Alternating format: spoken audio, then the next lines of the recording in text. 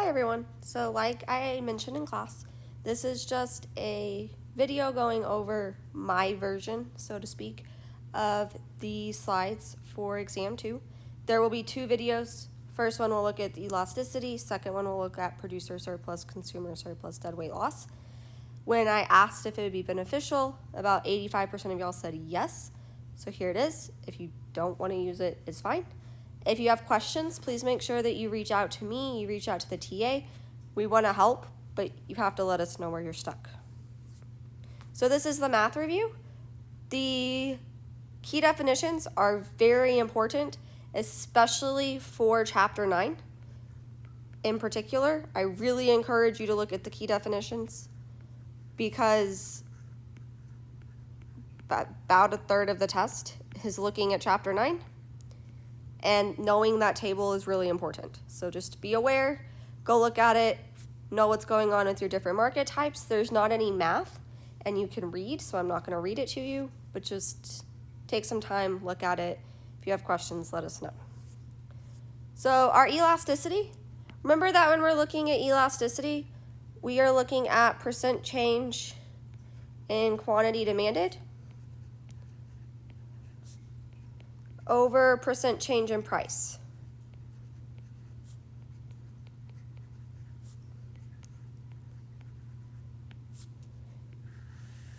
And then you're going to take the absolute value of that and you're going to compare it to 1.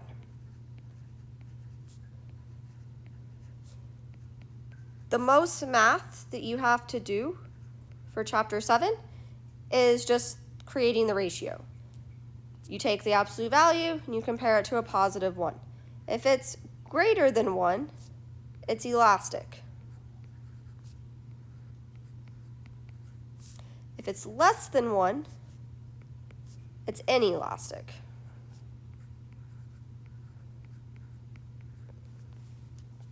So we're told that the price of Dunkin' Donuts coffee increases by 5% and the quantity demanded decreases by 10%.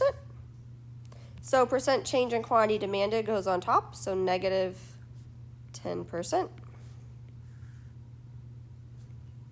On the bottom, we're going to have our change in price, which is 5%. So negative 10 divided by 5 gives us negative 2. You take the absolute value of that, which turns it into a positive 2.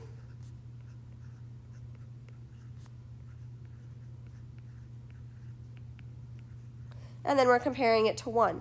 Since 2 is greater than 1, it means that our demand for Dunkin' Donuts coffee is elastic.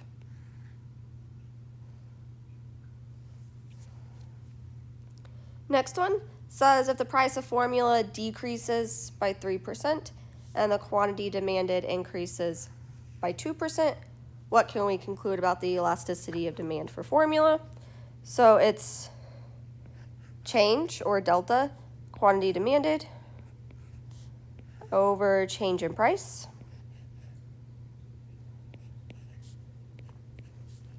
So our price decreased by 3%, so negative 3%. The quantity demanded increases by 2%, so we're given negative 2/3. Take the absolute value, which gives us a positive 2/3, and we're comparing to 1. 2/3 is less than 1, so it's inelastic.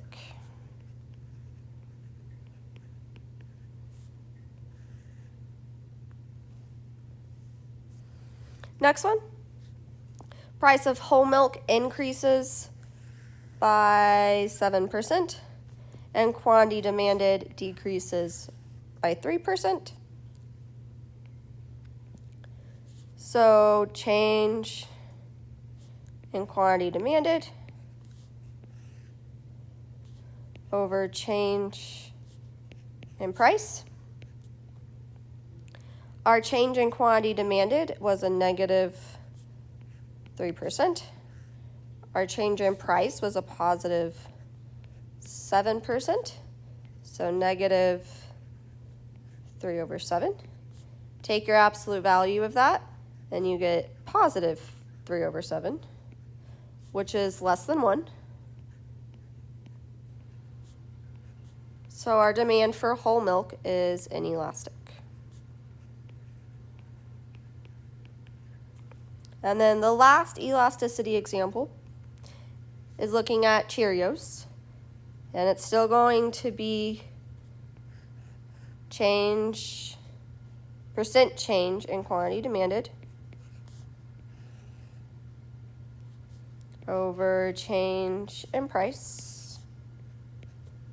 So our percent change in quantity demanded says quantity demanded decreases by 9%, so negative 9%. Oh, sorry. The price of Cheerios increases by 8%. So negative 9 over 8 is our elasticity of demand. You take the absolute value, which gives us just a positive 9 over 8. And then we're comparing to 1. So 9 over 8 is greater than 1, which means our demand is elastic. If you have any questions, let me know. The next video will have the producer surplus, consumer surplus, deadweight loss.